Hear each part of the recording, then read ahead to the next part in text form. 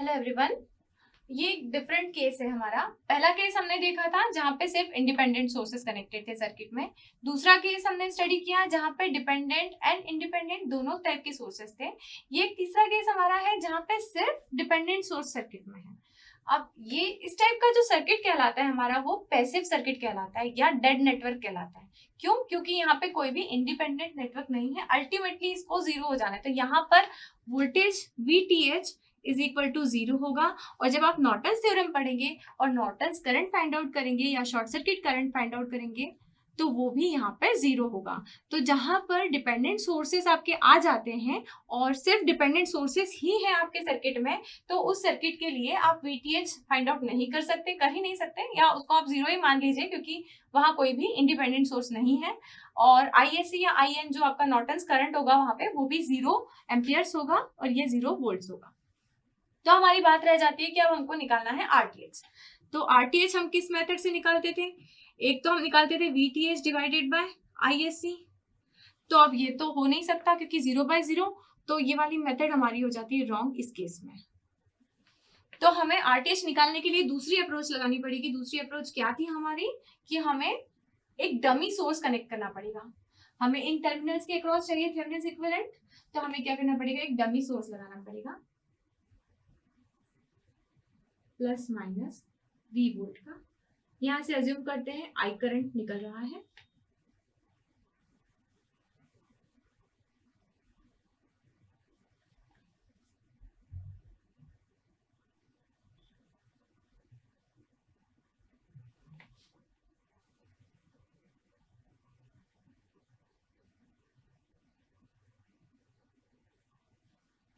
Zero 0.1 Vx और Vx क्या है? यहाँ पे क्रॉस वोल्टेज, या हम सिंपली बोल देते हैं Vx is equal to V। तो इसको हम V के बराबर भी मान सकते हैं।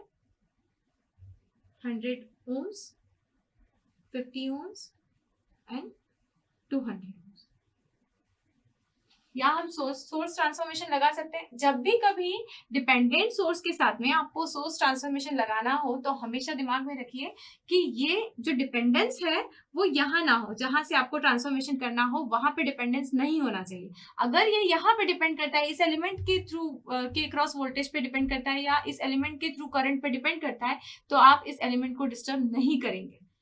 अगर ये डिपेंड कहीं और करता है तो ओके, हम सोर्स ट्रांसफॉर्मेशन अप्लाई कर सकते हैं। तो यहाँ हम सोर्स ट्रांसफॉर्मेशन अप्लाई करेंगे तो सर्किट हमारा क्या बन जाएगा?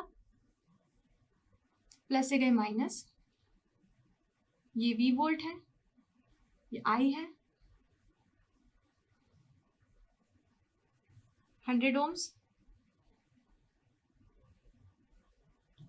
50 ohms, और यहाँ हम सोर्स ट्रांसफॉर्म कर देंगे तो एक कितना हो जाएगा? 0.1 into 200 Vx which is equal to 20 Vx। एक रेजिस्टेंस, ये रेजिस्टेंस का वैल्यू क्या होगा? 200 ohms।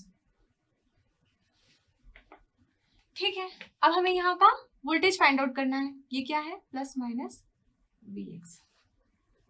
तो यहाँ हम देख सकते हैं, यहाँ अगर इस नोड पे हम KCL लगाते हैं तो I इज इक्वल टू क्या होना चाहिए? I शुड इक्वल टू यहां से फ्लो होने वाला करंट जो क्या है?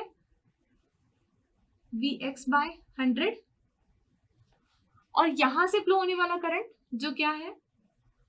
प्लस, हम एज्यूम कर रहे हैं आउटगोइंग करंट्स को पॉजिटिव, तो यहाँ Vx plus 20 Vx divided by 50 plus 200 that is 250। तो यहां से एलसीएम लेके इसको सॉल्व करेंगे। 25 Vx plus 10 Vx plus 200 Vx, तो I इज इक्वल टू आ जाता है 235 डिवाइडेड बाय 2500 Vx। ठीक, यहाँ का करंट आ जाता है। और Vx इज इक्वल टू क्या है हमारा? V, तो 235 divided by 2500 into V is equal to I हो गया हमारा। अब हमें क्या निकालना है, आरटीएच। तो आरटीएच हमको सिंपली पता है क्या, V बाय I इस केस में, क्योंकि हमने एक डमी सोर्स कनेक्ट किया है यहाँ, तो डमी सोर्स का वोल्टेज डिवाइडेड बाय यहाँ का करंट, इसके क्रॉस थेवेनिन्स इक्विवेलेंट रेजिस्टेंस निकल के आ जाएगा।